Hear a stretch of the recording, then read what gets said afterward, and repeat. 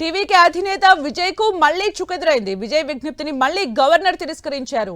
సంపూర్ణ majority ఉంటేనే ప్రభుత్వ ఏర్పాటుకు ఆహ్వానిస్తామన్నారు గవర్నర్. మెజార్టీ లేకుండా ఆహ్వానించడం కుదరదని గవర్నర్ తేల్చి చెప్పారు.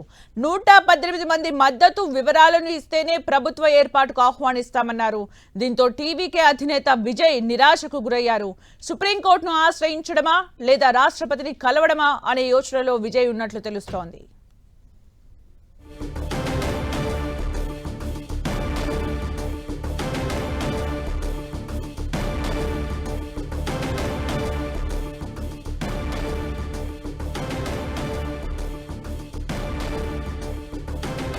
విజయ్ కి మరొకసారి చుక్కెదురైంది. ఈ రోజు కూడా గవర్నర్ ని కలిశారు. అయితే గవర్నర్ మాత్రం పూర్తి మద్దతు ఉంటేనే ఆ ప్రభుత్వ ఏర్పాటుకు ఓకే చెబుతున్న సందర్భంలో విజయ్ మరి నిరాశకు గురయ్యారు. మరి నెక్స్ట్ ఏం చేయబోతున్నారు అనే దానిపైన అయితే ఉత్కంఠ నెలకొంది. సుప్రీంకోర్టును ఆశ్రయిస్తారా లేకపోతే రాష్ట్రపతిని కలుస్తారా అనే దానిపైన అయితే ఉత్కంఠ కొనసాగుతోంది. అయితే తమిళనాట సీఎం పదవికి సంబంధించి విజయ్ సీఎం ప్రమాణ స్వీకారం చేస్తారు అన్న సందర్భంలో ఈ ఉత్కంఠ కంటిన్యూ అవుతూనే ఉంది.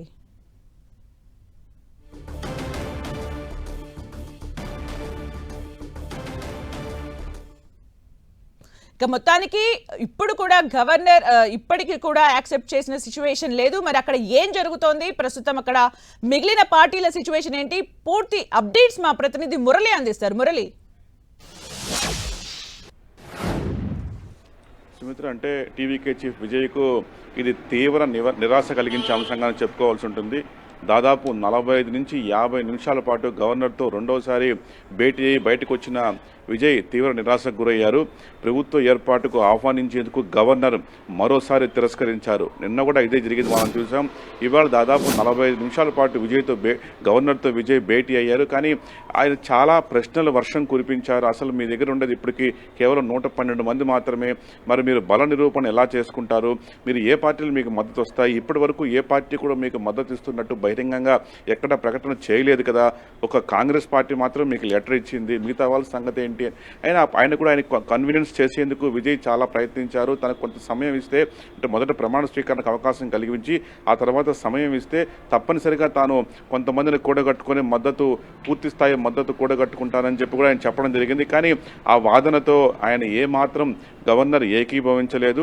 మొదటగా మీరు 118 మంది మద్దతుతో కూడిన లేఖను ఇస్తే కానీ మీకు ప్రమాణ స్వీకారానికి అవకాశం తాను ఇవ్వలేనని, అందుకు అంగీకరించలేని గవర్నర్ విజయ్కు తేల్చి చెప్పినట్టుగా తెలుస్తోంది. మొత్తంగా తీవ్ర నిరాశతో అక్కడ లోక్ భవన్ నుంచి విజయ్ బయలుదేరారు, పార్టీ ఆఫీస్కి వెళ్ళారు. తక్షణ కర్తవ్యం ఏంటన్నది విజయ్ కొంత డైలమాలో పడ్డారు. ఈ విషయంలో కొంత లీగల్ ఒపీనియన్స్, కొంతమంది న్యాయ నిపుణులతో విజయ్ చర్చిస్తూ ఉన్నారు. ఆయనకు ముందు 2 ఆప్షన్స్ కనిపిస్తుంది. ఒకటి సుప్రీంకోర్టుకు వెళ్ళడం, ఎందుకంటే తన ప్రభుత్వ ఏర్పాటుకు తనను ఆహ్వానించేలా గవర్నర్ను ఆదేశించండి అని సుప్రీంకోర్టుకు వెళ్ళి కేసు వేయడం. రెండవది రాష్ట్రపతిని కలవడం, ఎందుకంటే రాజ్యాంగబద్ధ సాంప్రదాయంలో భాగంగా ఈ సీట్ల పరంగా అతిపెద్ద పార్టీని ప్రభుత్వ ఏర్పాటుకు గవర్నర్ ఆహ్వానించడం, బల నిరూపణకు కొంత గడువు ఇవ్వడం గవర్నర్ నిర్వర్తించాల్సిన పని.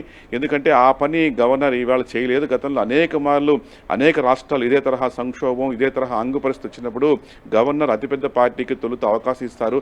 కానీ రాష్ట్రంలో గవర్నర్ రాజేంద్ర విశ్వనాథన్ మాత్రం అందుకు భిన్నంగా ప్రవర్తిస్తున్నారు. తనకు తప్పనిసరిగా ప్రభుత్వ ఏర్పాటుగా ఆయన ఆహ్వానించలేదు. 2 సార్లు ఆయన కలిసినా కూడా తిరస్కరించారని నేరుగా రాష్ట్రపతికి వెళ్ళి విజయ్ ఫిర్యాదు చేయడం. ఈ 2 మార్గాలే ప్రస్తుతం విజయ్ ముందుంది. మరి ఆయన ఏ మార్గం ఎంచుకుంటారు, చాలా వరకు సుప్రీంకోర్టుకు వెళ్తారని తెలుస్తోంది. మరి ఈ విషయంలో సుప్రీంకోర్టు జోక్యం ఎంతవరకు ఉంటుందనేది కొంత ఆసక్తికరంగా మారింది. సుమిత్ర, ప్రస్తుతానికి 2 రోజుల్లో 2 సార్లు కలిసి వచ్చారు విజయ్ గవర్నర్ ని. అయితే నిన్నటికి ఈ రోజుకి పెద్దగా మార్పు, గవర్నర్ డెసిషన్ లో పెద్దగా మార్పు అయితే ఏం కనిపించట్లేదు. మరి సుప్రీంకోర్టు అన్నా రాష్ట్రపతి అన్నా ఇంకా సమయం పట్టే అవకాశం ఉంటుందా, లేకపోతే ఈ లోపే మెజార్టీ చూపించే అవకాశం కనిపిస్తోందా? లేదంటే ఇప్పుడు ఆయన ముందర ఉండే పెద్దగా ఆల్టర్నేట్స్ ఏం లేవు. అవతల పార్టీస్ ఏవి కూడా ఇప్పటి వరకు ఆయనకు ఓకే చెప్పట్లేదు. ఒక్క వామపక్షాలను మాత్రం నమ్ముకొని ఉన్నారు. వామపక్షాలు కూడా రేపు జాతీయ నాయకత్వంతో వాళ్ళు భేటీ తర్వాతే విజయ్కు మద్దతు పైన తుది ప్రకటన చేస్తామని వామపక్ష సిపిఎం, సిపిఐ వామపక్షాలు చెప్తున్నారు. వీసీకే పార్టీ కూడా ఇప్పటికే ఏం తేల్చుకోలేదు. తాము ఇంకా డిఎంకేతోనే కలిసి ఉన్నామని వీసీకే పార్టీ కూడా చెప్తోంది. కాబట్టి ఇక తక్షణంగా ఇమీడియట్గా ఆయనకు మద్దతు ఇచ్చే ఎమ్మెల్యేలు కానీ మద్దతు ఇచ్చే పార్టీ కానీ ఏమీ కనపడడం లేదు. ఒక కాంగ్రెస్ పార్టీ తప్ప. అయితే ఈ నేపథ్యంలో తనకు విజయ్కు పెద్దగా ఆల్టర్నేట్స్ ఏమీ లేవు. ఆయన నేరుగా కోర్టును ఆశ్రయించాల్సిందే. మరి కోర్టు ఎంతవరకు కల్పించుకుంటుంది అనేది కూడా కొంత ఆసక్తికరంగా మాత్రం లేదా రాష్ట్రపతిని కలిసి గవర్నర్ మీద ఫిర్యాదు చేయవచ్చు. గవర్నర్ వ్యవహార శైలి రాజ్యాంగానికి భిన్నంగా ఉంది, ఆయన మమ్మల్ని ఆహ్వానించట్లేదని ఆయన్ని రాష్ట్రపతిని కోరిని ఆ మేరకు ఒక ఫిర్యాదు కూడా చేసే అవకాశం కనిపిస్తుంది. మరి ఈ రెండిట్లో ఏ మార్గాన్ని ఎంచుకుంటారు, లేదా రెండు మార్గాలను కూడా పాటిస్తారా అనేది మాత్రం తెలియాల్సి ఉంది. మొత్తంగా ఒక సందిగ్ధం, ఒక రకమైన రాజ్యాంగ సంక్షోభం దిశగా తమిళనాడు వ్యవహారం ముందుకెళ్తోందని చెప్పక తప్పదు.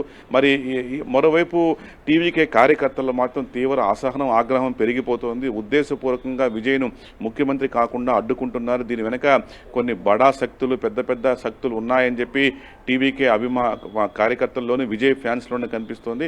మరి మొత్తంగా ఈ పరిణామాలు ఎటువైపుకు దారితీస్తాయన్న చర్చ ఇప్పుడు తమిళనాడు అంతా జోరుగా కొనసాగుతోంది. సుమిత్ర, అలాగే మురళి, స్టాలిన్ కూడా కొన్ని వ్యాఖ్యలు చేసినట్టుగా తెలుస్తోంది. అంటే మేము ఎలాంటి సంక్షోభానికి తావివ్వము, ఆరు నెలలు మాత్రం టీవీకేకి మేము అవకాశం ఇస్తాము, ఆ తర్వాతే మేము ఏమైనా చేస్తామంటూ కూడా స్టాలిన్ కూడా ప్రకటించిన సందర్భాన్ని మనం చూస్తున్నాం. ఈ ఉదయం స్టాలిన్ తనను కలిసిన మీడియా మిత్రులతో ఆయన ముచ్చటించారు. చాలా విషయాలు చెప్పడం జరిగింది. అంటే అన్నాడీఎంకేతో పొత్తు గురించి ఆయన పూర్తిగా కొట్టిపారేశారు. అంటే అట్లాంటి ప్రతిపాదనలు ఏవీ లేదని పైకి చెప్పకపోయినా టీవీకే పార్టీకి 6 నెలల పాటు గడువిస్తాం, వారి పాలన గమనిస్తాం, కాబట్టి వారిని ఎట్లా డిస్టర్బ్ చేయబోమని స్టాలిన్ చెప్పడం ద్వారా అన్నాడీఎంకేతో పొత్తు లాంటి ప్రతిపాదనలను కూడా ఆయన పూర్తిగా తోసిపుచ్చారు. అంతేకాకుండా విజయ్ నేతృత్వంలో ప్రభుత్వం ఏర్పడితే వాళ్ళకు అనేక సంక్షేమ పథకాలు, వారు ఏదైతే హామీలు ఇచ్చారో వాటన్నింటిని అమలు చేయాలి. అట్లాగే గడిచిన 5 ఏళ్లుగా మేము ఎలాంటి పథకాలు, సంక్షేమ పథకాలు కొనసాగిస్తున్నాం వాటన్నిటినీ కూడా విజయ్ తిరిగి కొనసాగించాలని చెప్పి స్టాలిన్ కోరారు. అంతేకాకుండా ఇదివరకు మేము మహిళలకు నెలకు 1000 రూపాయలు ఇస్తూ వచ్చాం, కానీ విజయ్ 2,500 ఇస్తానని ప్రకటించారు. నిజానికి అది ఏమాత్రం ఆమోదయోగ్యం కాని పథకం అయినప్పటికీ కూడా ఆయన కనీసం 1000 రూపాయలు ఇస్తే సంతోషమే అంటూ కూడా స్టాలిన్ వ్యాఖ్యానించారు. ఆయన హామీలు చాలా వరకు విజయ్ ఇచ్చిన హామీలు నిలబెట్టుకోవడం చాలా చాలా కష్టము. ఏదేమైనా ప్రభుత్వాన్ని అంటే కూలదేయడమో, లేక అన్నాడీఎంకేతో కలవడమో, లేక రాజ్యాంగ సంక్షోభాన్ని సృష్టించడమో, లేక మళ్ళీ ఎన్నికలు వచ్చేలా చేయడం, ఇట్లాంటి పనులు ఏమి మేము చేయబోమని స్టాలిన్ తేల్చి చెప్పేశారు. కాబట్టి అన్నాడీఎంకే పొత్తు అనేది కేవలం ఊహాగానాలు మాత్రమే, ప్రాక్టికల్గా అది జరిగే పరిస్థితి కనిపించట్లేదు. కేవలం ఇప్పుడు విజయ్ పార్టీకి ప్రభుత్వ ఏర్పాటుకు హామీ లభిస్తుందా లేదా, గవర్నర్ ఆల్మోస్ట్ ఇప్పుడు 2 సార్లు తిరస్కరించారు. ఈ నేపథ్యంలో విజయ్కున్న ఆల్టర్నేట్స్ రెండే, ఒకటి కోర్టును ఆశ్రయించడం, 2 రాష్ట్రపతి గారిని కలవడం. ఈ 2 ప్రయత్నాలు చేసే విషయంలో ఆయన కొంతమంది లీగల్ ఎక్స్పర్ట్స్తో, పార్టీకి చెందిన అడ్వకేట్స్ అట్లాగే ఇతర లీగల్ ఎక్స్పర్ట్స్తో కూడా మాట్లాడే ప్రయత్నాల్లో ప్రస్తుతం ఉన్నారు. సుమిత్ర, అలాగే మురళి, అంటే ప్రమాణ స్వీకారం చేయడానికి ఈ లీగల్ ఇష్యూస్ మనం చూస్తున్నాం. ఎట్ ద సేమ్ టైం అక్కడ తమ ఎమ్మెల్యేలను కాపాడుకోవడానికి క్యాంప్ రాజకీయాలు ఏమైనా నడుస్తున్నాయా? ఖచ్చితంగా. అంటే దీనికంటే ముందు ఇంకో మాట కూడా చెప్పుకోవాలి. ఇప్పటికే గవర్నర్ తీరుపైన అన్ని రాజకీయ పక్షాలు కూడా, ఈవెన్ కొద్దిసేపటి క్రితమే కాంగ్రెస్ పార్టీకి చెందిన ఎంపీ సీనియర్ అడ్వకేట్ అభిషేక్ మను సింఘ్వి కూడా మీడియాతో మాట్లాడారు. గవర్నర్ చర్యను ఆయన తీవ్రంగా తూర్పారు పట్టారు. అంటే ఖచ్చితంగా ప్రభుత్వ ఏర్పాటుకు విజయ్ను ఆహ్వానించి తీరాల్సిందే, ఇదే రాజ్యాంగబద్ధమైన సాంప్రదాయం అంటూ ఉన్నారు. అట్లాగే కమ్యూనిస్టుల పార్టీ, అట్లాగే వీసీకే పార్టీ కూడా గవర్నర్ వ్యవహారాన్ని తప్పుపట్టారు, విజయ్ను ఆహ్వానించి తీరాల్సిందని తేల్చి చెప్పారు. ఇదంతా ఒక వ్యక్తి అయితే, మరో మీరు అన్నట్లుగా రిసార్ట్స్ రాజకీయం ఇంకా కొనసాగుతూనే ఉంది. టీవీకే ఎమ్మెల్యేలంతా ప్రస్తుతం మహాబలిపురం రిసార్ట్స్లోనే ఉన్నారు. వాళ్ళందరినీ కూడా కొంతమందిని పార్టీ కార్యాలయానికి రమ్మని చెప్పి కొద్దిసేపటి క్రితమే విజయ్ ఆదేశించారు. మరోసారి పార్టీ కేడర్తో కూడా విజయ్ ఈవేళ భేటీ కాబోతున్నట్టు తెలుస్తోంది. మనం నెక్స్ట్ యాక్షన్ ఆఫ్ ప్లాన్ ఏంటి, గవర్నర్ ఎట్లా వ్యవహరిస్తున్నారు, మరోవైపు కొన్ని పార్టీలు మనకు ముఖం చాటేస్తున్న ఈ నేపథ్యంలో ప్రభుత్వ ఏర్పాటు దిశగా మనం ఎలాంటి అడుగులు వేయాలి, లీగల్గా ముందుకెళ్లాలా, లేక మరేదన్నా ఆల్టర్నేట్స్ ఉన్నాయా అన్న అంశంపై కూడా ఎమ్మెల్యేలతో విజయ్ చర్చించే అవకాశం కనిపిస్తుంది. మరోవైపు అన్నాడీఎంకే లోనూ కూడా ఇదే తరహా భయం కనిపిస్తోంది. ఎమ్మెల్యేలు చేజారిపోతారేమో అన్న భయం ఒక అన్నాడీఎంకే పార్టీలో ఎక్కువ కనిపిస్తుంది. ఆ పార్టీ నుంచి ఇప్పటికే 47 మంది ఎమ్మెల్యేలు ఉన్నారు. వారందరినీ కూడా నేరుగా పాండిచ్చేరి, అంటే చెన్నై పాండిచ్చేరి బార్డర్లో ఒక రిసార్ట్ ఉంటుంది, అన్నాడీఎంకే చెందిన రిసార్టే అది కూడా. ఆ నాయకుడు దాని అధినేత. ఆ రిసార్ట్కు రమ్మని చెప్పి అక్కడే అందరినీ ఉంచాలని అన్నాడీఎంకే భావిస్తుంది. ఎవరు ఏ ఎమ్మెల్యే కూడా చేజారిపోకుండా కాపాడేందుకు అన్నాడీఎంకే కూడా తీవ్రంగా ప్రయత్నిస్తుంది. మొత్తంగా రిసార్ట్స్ రాజకీయం అయితే తమిళనాడులో జోరందుకుంది. రానున్న రోజుల్లో ఈ రాజకీయం ఎట్లాంటి మలుపు తిరుగుతున్న ఆసక్తి అయితే మాత్రం అందరిలో కనిపిస్తోంది. సుమిత్ర, అలాగే మురళి, ఇప్పుడు విజయ్కి కావాల్సిన నెంబర్ కనుక మనం చూస్తే 5 మాత్రమే. మరి ఆ 5 ఎవరు అనే దానిపైన అయితే ఉత్కంఠ కొనసాగుతూనే ఉంది. ఒక్కసారి దానికి సంబంధించిన పాసిబిలిటీస్ ఏంటి మురళి?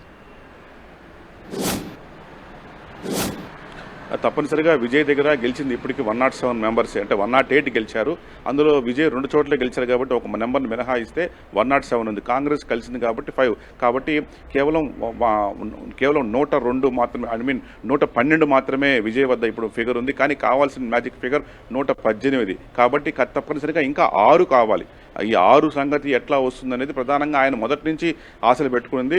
2 కమ్యూనిస్టు పార్టీలు చెరో 2 స్థానాలు, 4 స్థానాలు ఉన్నాయి కమ్యూనిస్టుల వద్ద. ఆ 4 లాక్కుని వీసీకే పార్టీ నుంచి 2 ఉన్నారు. ఆ 6 లాక్కుంటే ఈజీగా మ్యాజిక్ ఫిగర్ దాటేవచ్చు అని ఆయన భావిస్తూ వచ్చారు. కానీ కమ్యూనిస్టులు ఏమాత్రం కూడా ఇప్పటి వరకు స్పందించలేదు.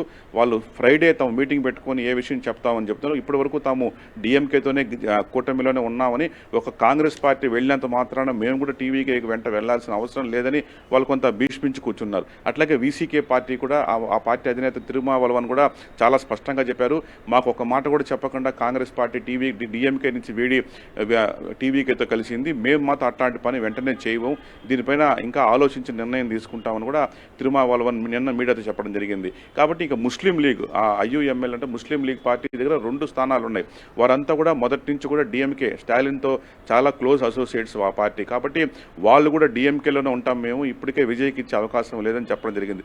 ఇక ఎండిఎంకే నుంచి గెలిచిన ఒక మహిళ ఉన్నారు, దివంగత నటుడు విజయకాంత్ సతీమణి పుష్పలత.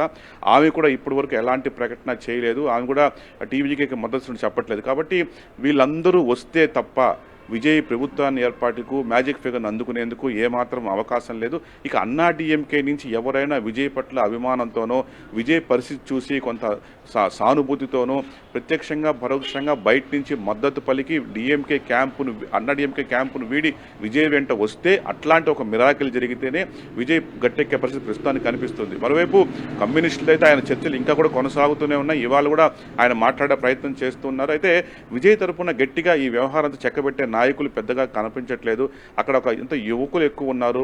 అధవ్ అర్జున్ అని ఒక సీనియర్ వ్యక్తి ఉన్నారు, ఆయన కొంచెం డీల్ చేస్తున్నారు. ఇంకా ఆనంద్ అని ఇంకొక వ్యక్తి ఉన్నారు.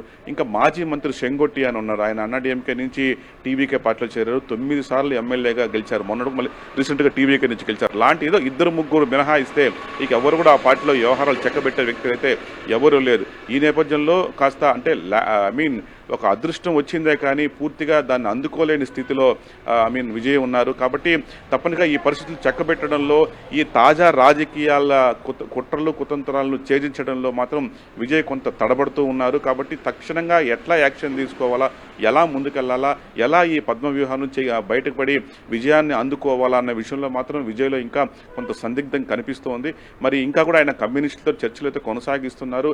అది సఫలీకృతం అయితే తప్ప ఈ ప్రభుత్వం గట్టెక్కేలేదు. ఇదే క్రమంలో ఇంక ఏమీ కాదనుకుంటే మాత్రం తప్పనిసరిగా ఆయన సుప్రీంకోర్టు తలుపు తట్టే అవకాశాలే చాలా స్పష్టంగా కనిపిస్తున్నాయి. Sumitra, thank you Murali for the updates.